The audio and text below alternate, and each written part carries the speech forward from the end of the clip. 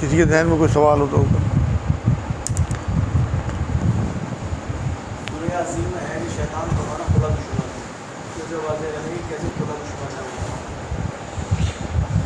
اصل میں بات یہ ہے کہ اللہ نے، ان کا سوال یہ ہے کہ سورہ یاسین میں کیا قرآن میں جگہ جگہ اللہ نے بات کہی ہے. میں نے کئی حوالے آپ کو دیے. سورہ ہجر میں بھی اللہ نے کہا، سورہ بقرہ میں بھی اللہ نے کہا کہ تمہارا کھلا دشمن ہے اور اسے دشمن ہی سمجھو. اس میں مسئلہ سب سے بڑا یہ ہے کہ شیطان انسین ہے، وہ ہمیں دکھتا نہیں. جنوں کا کوئی مادی وجود نہیں ہوتا. اللہ نے اس لیے آگاہ کیا کہ اس کے وسوسے جو اس کے خیالات ڈالتا ہے تمہارے دلوں میں. حضور نے فرمایا کہ شیطان سور کی طرح اپنی تھوتڑی تمہارے دلوں میں جما کے اس میں وسوسے ڈالتا ہے. کھلا دشمن کہنے کا مطلب یہ ہے کہ تم اسے دیکھ نہیں پاتے، مگر اس کی تعلیمات میں نے قرآن اور حدیث کے ذریعے تمہیں بتا دی کہ اس کی تعلیمات کیا ہیں، اس کا مشن کیا ہے، وہ کیا چاہتا ہے، اس نے کیسے چیلنج کیا اللہ کو. تو اس لیے اسے دشمن سمجھتے ہوئے ان سب چیزوں سے بچنا جو نافرمانی کی چیزیں ہیں. اور اس لیے بھی بہت ضروری ہے بہت محتاط رہنا کہ تم اسے دیکھ نہیں پاتے. وہ تمہیں دیکھ پاتا ہے، وہ تمہارے پر وار کرتا رہتا ہے. جنہوں کو اللہ نے صلاحیت دی ہے کہ وہ انسانوں کو دیکھ لیں، لیکن انسانوں کے پاس یہ صلاحیت نہیں ہے کہ وہ جنوں کو دیکھ لیں.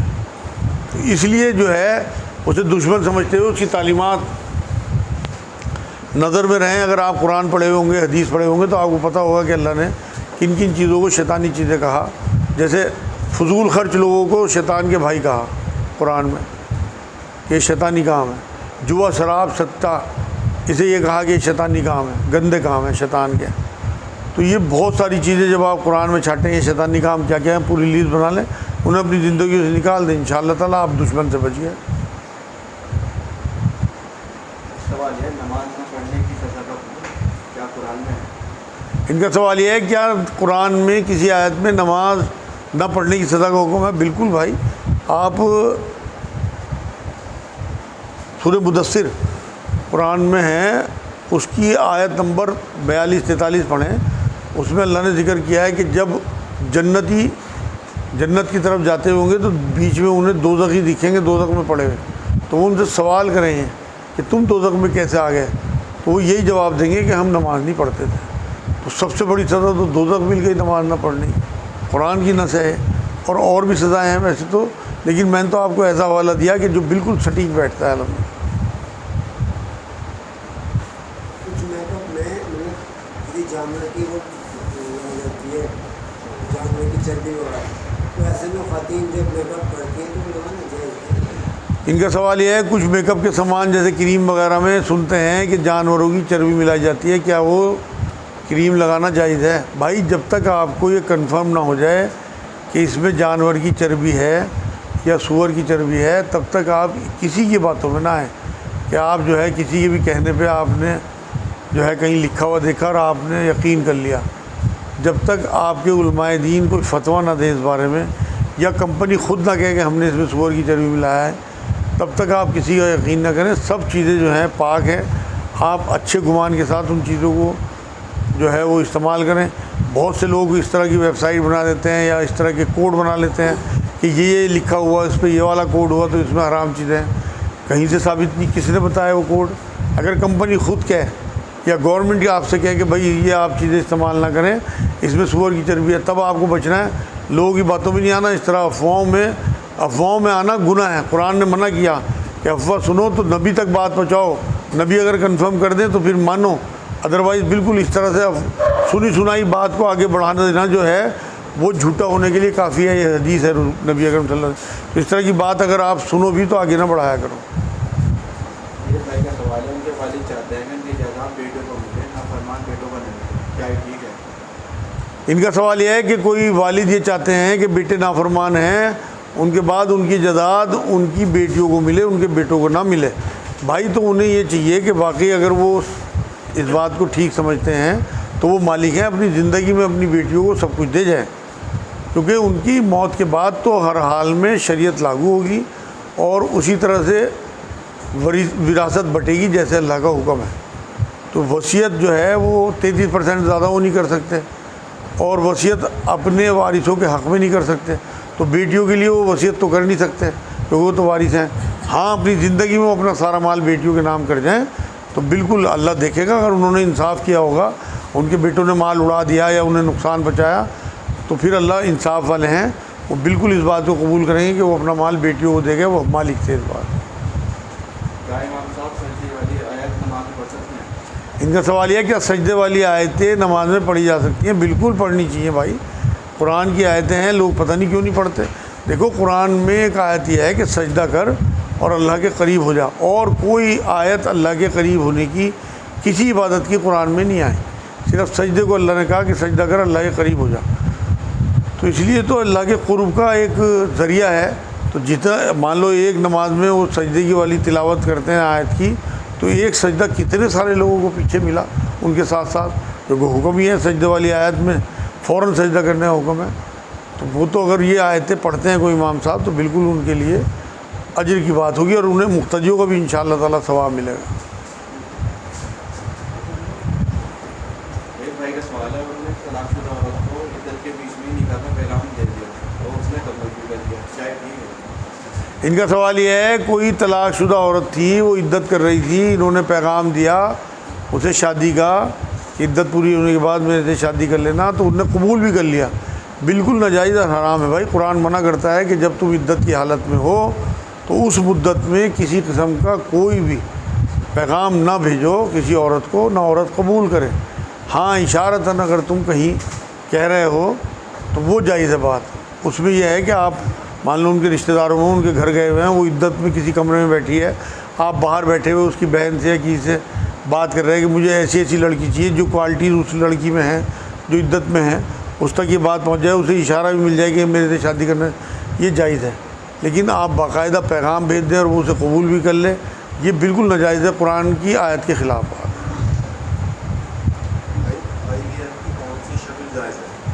ان کا سوال یہ ہے آئی وی ایف کی کون سی شکل جائز ہے.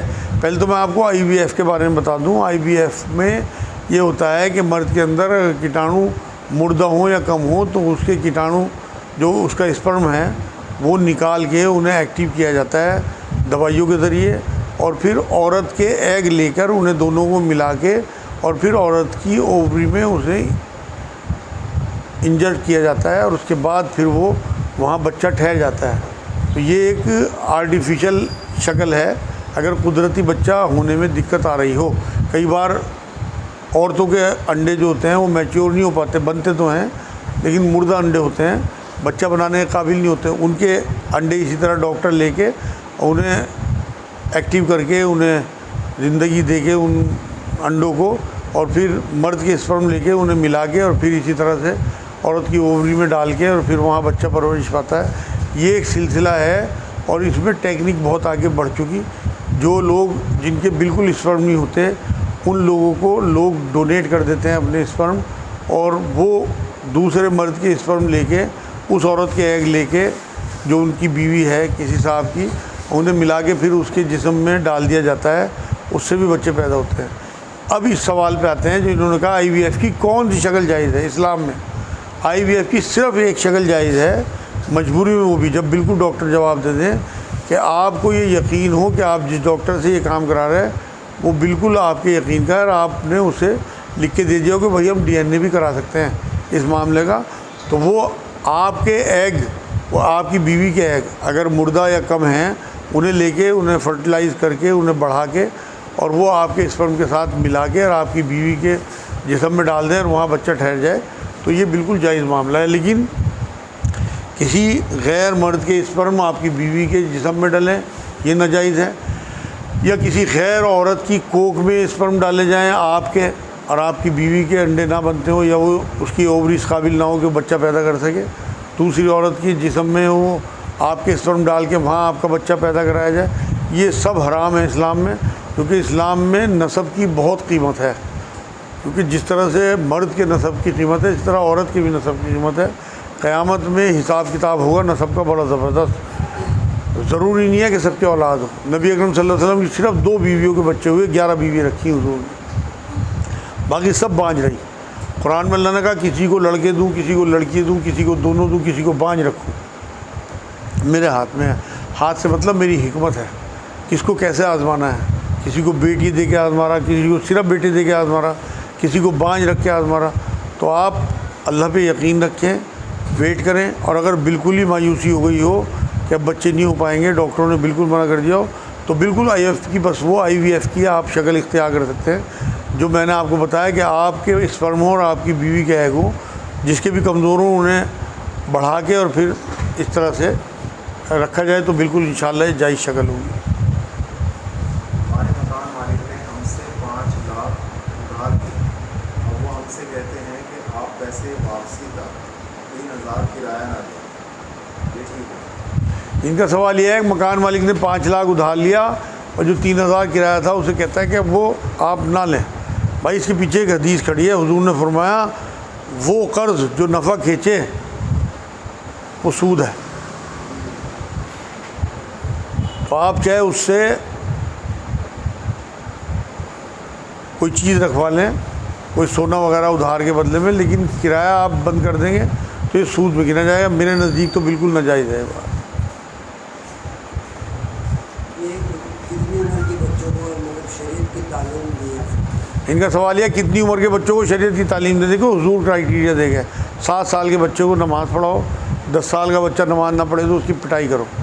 تو آپ آج کل جو میرے پاس عورتیں بچے آتے ہیں ان میں 9 سے لے کے 10 اور 11 سال تک کی بچیاں جوان ہو جاتی ہیں.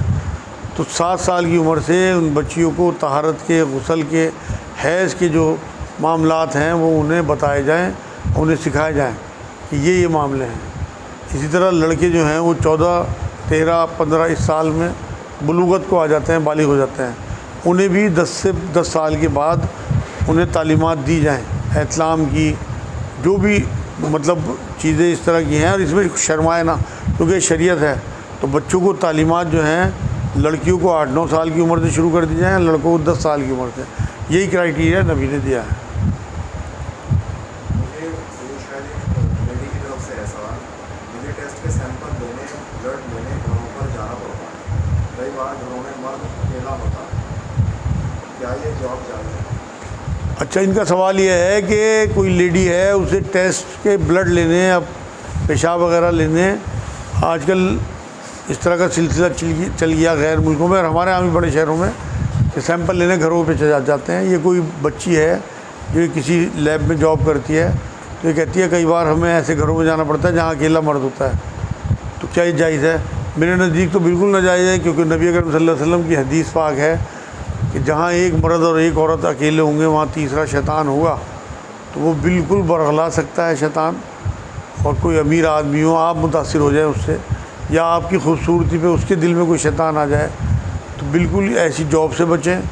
اور اگر آپ کو جانا بھی پڑے ایسی جگہ تو کم سے کم 2 لوگ جائیں.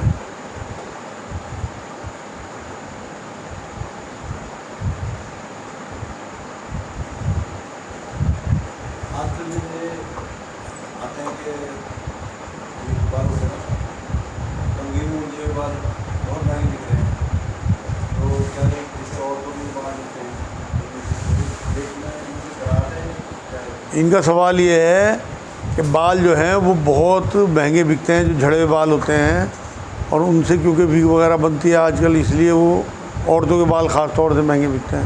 کیا یہ جائز ہے؟ ان کی کمائی بالکل حرام ہے بھائی. جسم کا کوئی بھی اعضا اگر آپ اپنا بیچتے ہیں تو وہ حرام ہے بالکل. آپ اسے ڈونیٹ تو کر سکتے ہیں. مان لو ویسے تو حضور نے نقلی بال لگانے سے منع فرمایا، حدیث پاک ہے اس کے پیچھے. تو آپ حضور کی اس حدیث کے مخالفت میں جائیں گے، چاہے وہ غیر مسلم ہی ان بالوں کو لے کے اور وگ بنائیں ان کی، لیکن حضور نے منع کیا نقلی بالوں کو. تو اس لیے بالکل انہیں کوڑے میں ڈالیں، وہ آپ کے لیے کوڑا ہے، ان کے پیسے بھی آپ کے لیے کوڑا ہیں. جو ہماری نبی کی تعلیمات کے خلاف بات جائے کسی قیمت پہ ہم نے نہیں ماننی.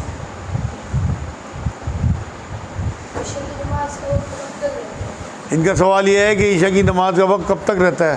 بیٹے فجر کی نماز سے پہلے عشاء کی نماز کا وقت رہتا ہے. آج کل فجر 4 بجے قریب ہو رہی ہے، تو آپ کا وقت شروع ہوتا ہے عشاء کا 9 بجے اور ختم ہوتا ہے 4 بجے. جو اللہ کے رسول کی حدیث ہے کہ جو عیسائیوں کی مطلب غیر مسلموں کی وہ کرے گا پیروی ہے ان کے، تو وہ ان کی شادی اٹھایا جائے گا قیامت میں. تو تو اس کا مطلب مقصد کیا نکالنا ہے؟ کس چیز میں ان کی پیروی کرے گا کیا؟ ان کا سوال یہ ہے کہ نبی اکرم صلی اللہ علیہ وسلم کی حدیث ہے کہ جو جس کی مشابہت اختیار کرے گا اسی کے ساتھ اٹھایا جائے گا. بھائی یہ ہر چیز میں ہوگا. مطلب جو اسپیشل چیزیں عیسائیوں کی ہیں، چاہے ان کی عبادت ہو، چاہے ان کا لباس ہو، جو مذہبی لباس ہے، پینٹ شرٹ کی بات نہیں میں کر رہا، یہ ایک عام لباس ہے پوری دنیا میں. بلکہ وہ جو چوگا پہنتے ہیں پادری والا، یا وہ ایک کراس لٹکاتے ہیں، یہ وہ چیزیں ہیں جو ان کی نشانیاں ہیں. اگر آپ وہ نشانیاں ان کے ساتھ رکھو گے تو لازمی انہی کے ساتھ اٹھو گے اس حدیث کی روح سے. دیکھو نبی اکرم صلی اللہ علیہ وسلم اتنی احتیاط کرتے تھے کہ حضور مکے میں بیچ ہی مانگ نہیں نکالتے تھے، کیونکہ وہاں کے جو مشرک لوگ تھے وہ بیچ ہی مانگ نکالتے تھے. تو حضور سیدھے بال بناتے تھے مکے میں. اور جب حضور نے مدینے پہنچے تو وہاں جا کے حضور نے دیکھا کہ یہودی سیدھے بال بناتے ہیں، تو حضور نے وہاں بیچ ہی مانگ نکالنی شروع کر دی، جس سے کہ شبہ بھی نہ ہو کہ حضور ان کی نقل کر رہے ہیں. عاشورہ کے روزے کے بارے میں جب بات آئی تو حضور نے کہا کہ یہ عاشورہ کا روزہ رکھتے ہیں، تم ایک روزہ آگے یا پیچھے ملا کے رکھو. یہودیوں کی مطلب مقصد یہ تھا کہ ان کی جیسا نہیں لگنا. حضور نے جب دیکھا کہ یہودی جو ہیں یہ بڑی بڑی مونچھیں رکھتے ہیں تو حضور نے کہا داڑھی بڑھاؤ اور مونچھیں ترشواؤ، یہود کی مخالفت کرو. تو ہمیں ہر وہ کام جو ان کے لیے مذہبی ہے اور ان کا شعار بن چکا، ان کی نشانی بن چکا، اس کی مخالفت کرنی ہے. باقی اور تو سب چیزیں جو ہیں عام ہیں، آپ ان کے ساتھ لینا دینا، آنا جانا، تحفوں کا لینا دینا، ان کے جیسے جو لباس عام دنیا میں سب پہنتے ہوں، ہندو، مسلمان، سکھ، عیسائی، وہ بالکل آپ کے لیے جائز ہے. ساتر ہونا چاہیے. جو لباس کی شرطیں ہیں وہ جو رسول اللہ نے بتائی وہ 6 شرطیں، وہ ساتر ہو، ٹرانسپیرنٹ نہ ہو، بھڑکیلا نہ ہو، عورتیں مردوں کا مرد عورتوں کا لباس نہ پہن. وہ میں کئی دفعہ بیان کر چکا. مطلب ہمارے اوپر جو شرطیں ہیں وہ ہیں، اور کسی کے مذہبی شعار کا لباس نہ ہو کہ آپ گیر ہوئے کپڑے پہن کے سادھو لگنے لگیں یا آپ چوگا پہن کے عیسائی لگنے لگیں. یہ نہیں اللہ چاہتا بالکل بھی. رسول اللہ نے منع فرمایا. کیا شہدائے کربلا کے سارے ثواب کے لیے نماز ادا کر سکتے ہیں؟ ان کا سوال یہ ہے کیا شہدائے کربلا کے ایصال ثواب کے لیے نماز ادا کر سکتے ہیں، نفل ادا کر سکتے ہیں؟ بھائی اس کا میں بہت جواب دے چکا باتوں کا کہ آپ کے تمام اعمال آپ کے ساتھ جائیں گے، اور جو شہداء تھے کربلا کے ان کے اعمال ان کے ساتھ جائیں گے. آپ نفل نماز پڑھیں صلاۃ الحاجات، اور اس کے بعد اللہ سے دعا کریں ان کے لیے کہ اللہ ان کی مغفرت کر دے، ان کی قربانیوں کو قبول فرما لے. مغفرت کر دی ہو تو ان کے درجے بلند فرما. آپ ان کے لیے نماز نہیں پڑھ سکتے. نماز آپ اپنے لیے پڑھیں گے، آپ کے اعمال نامے میں لکھی جائے گی. ان کی نمازیں جو وہ پڑھ چکے ان کے اعمال نامے میں لکھی جا چکی، ان کے نامہ اعمال بند ہو چکا اعمال نامہ، اور آپ کا اعمال نامہ کھلا ہوا ہے، اس میں درج ہوتی رہیں گی چیزیں. آپ صرف دعا کر سکتے ہو ان کے لیے، اور آپ کے بس میں کچھ نہیں ہے. سب کے اعمال نامے الگ الگ ہیں. بالکل اپنے والدین کے لیے اگر نفلی نماز پڑھی ہے اور اس کا ثواب انہیں پہنچایا جائے تو وہ ٹھیک ہے. بالکل وہی سوال جو ان کا ہے. آپ دعا کر سکتے ہو ان کے لیے کہ اللہ اس کی مغفرت فرما دے، اللہ ان کی مغفرت کر دیو، درجے بلند فرما دے، اللہ ان پر رحم کر، جیسے انہوں نے میرے اوپر رحم کیا، مجھے پال پوس کر. یہ سب اللہ سے دعا ہے. آپ یہ چاہیں کہ میں نے 2 نفل پڑھے وہ اللہ ان کے کھاتے میں لکھ دے، نہیں ہوگا. جس دن ڈیتھ ہوئی ان کی اس دن ان کا کھاتا اللہ نے بند کر دیا. جس دن آپ کی ڈیتھ ہوگی آپ کا کھاتا بند ہو جائے گا. تو اس لیے صرف نفل پڑھ کے وہ دعا کریں. سوال یہ ہے کہ 5 وقت ہم نماز پڑھیں، اس میں صرف فاتحہ پڑھیں، ایاک نعبد و ایاک نستعین، اے اللہ ہم تیری عبادت کرتے ہیں اور تجھ سے مدد چاہتے ہیں، تو ایک دوسرے سے مدد مانگنا ہے، یہ کیسے؟ ان کا سوال یہ ہے کہ ایاک نعبد و ایاک نستعین کا جو معاملہ ہے وہ یہ ہے کہ اللہ ہم تیری عبادت کرتے ہیں، تیری سے مدد چاہتے ہیں، اور ہم جو گھر میں اپنی بیوی سے کھانا مانگ لیا، اپنے بچوں سے پانی مانگ لیا، یا اپنے کسی دوست سے مدد مانگ لی، یہ کیا ہے؟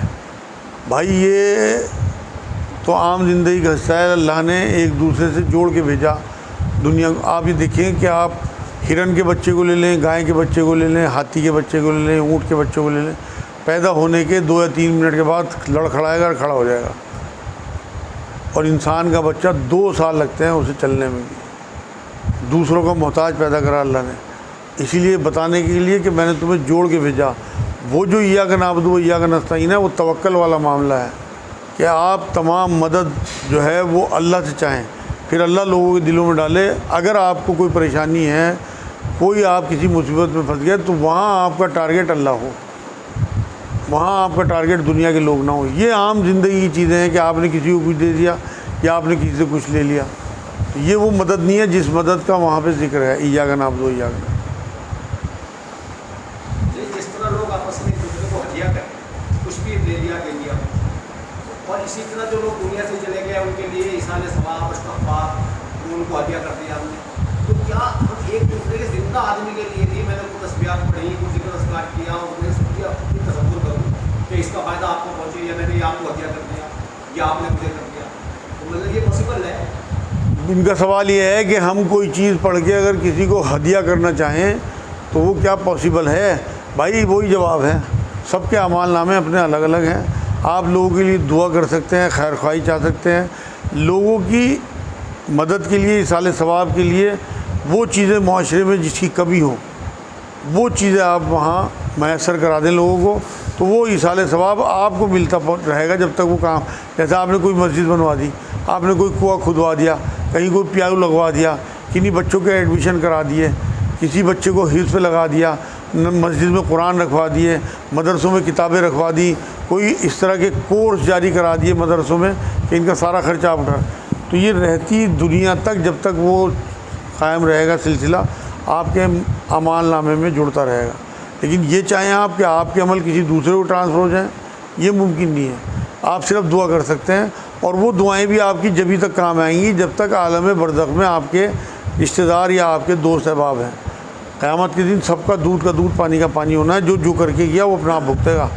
میں اپنے والد کے لیے یہاں سے جو کچھ بھیجوں گا، مان لو دعائیں، وہ ان کے عالم برزخ، جو برزخ کہتے ہیں آڑ کو، آڑ والی زندگی جو قبر کی زندگی کہلاتی ہے، جو اس ٹائم زندگی ان کی چل رہی کہ ان کی ڈیتھ کو چاہے 100 سال ہو جائیں اور چاہے 1000 سال بعد قیامت آوے، اس زندگی میں ان کی اولادیں یا ان کی اولادیں جو انہیں پڑھ کے دعائیں کرے گی ان کے لیے، وہ تو ان تک پہنچے گی، اور قیامت میں وہ سب سلسلہ بند، سب کے اپنے اعمال نامے کھلے جائیں گے اور حساب ہو گیا۔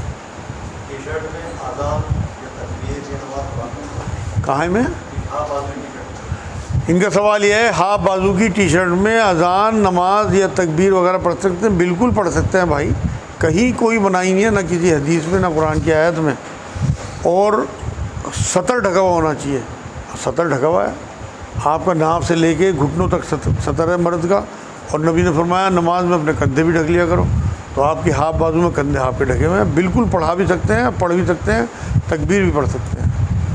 کوئی آدمی دین ہے اور وہ جو مسلمان یا کسی میں شہید ہو گیا تو وہ شہیدی کہلایا جائے گا؟ کوئی مسلمان بے دین ہے، بد دین ہے، بد دین ہے، اور وہ شہید ہو گیا کسی جھگڑے میں ہاں تو وہ شہید کہلایا جائے گا؟ بھائی ان کا سوال یہ ہے کہ کوئی آدمی بد دین ہے اور وہ کسی جھگڑے میں مارا گیا تو وہ کیا شہید کہلائے گا؟ کیسے شہید کہلائے گا؟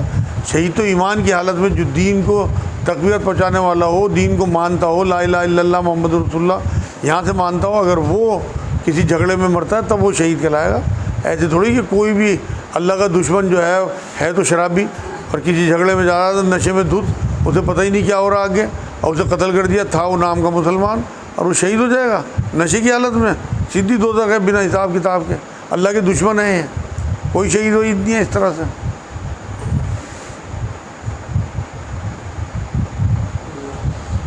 بس میرے خیال میں آج اتنا ہی، باقی اگلے ہفتے کریں گے، تھوڑی سی بات انشاءاللہ پروگرام کے حوالے سے بھی کرنی ہے۔ وما علینا الا البلاغ۔ السلام علیکم۔